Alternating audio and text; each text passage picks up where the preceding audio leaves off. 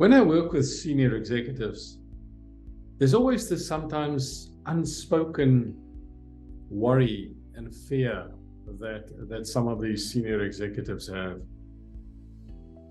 And then I have this conversation with them to say, but these things that you potentially fear or worry about is common to most people at your level.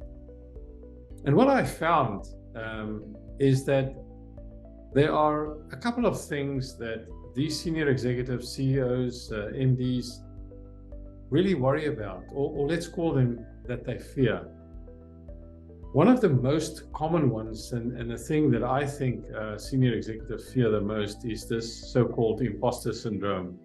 That one day I'll be found out that I actually don't belong here at this level, that I get found out that I'm just not great at this, and that I really don't have the competency to do this job.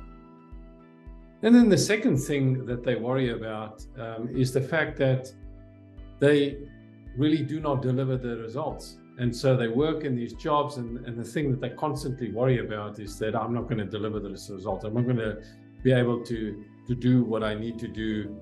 And then what's going to happen if I don't deliver the results? And the third thing that I think is very common amongst senior executives in terms of they worry about is the fact that the decisions that they make and what impact would that have down the line over the short, medium, and long term.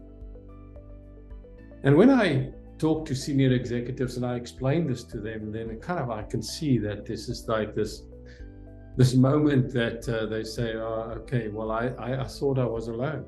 I thought I'm the only one that worries about these things. And no, you're not. I think it's common.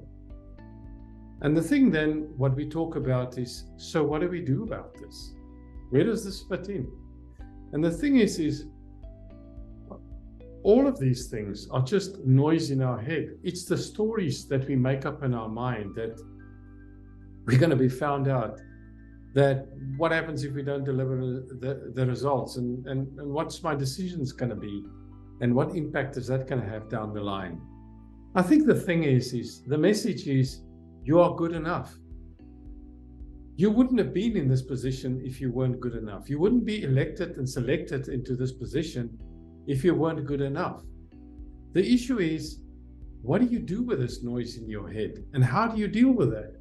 So I think it is this piece which you recognize that a lot of the worries and fears that I have are things A, I can't control, and B, I think the thing is that we need to recognize that we make this up, that they don't really exist.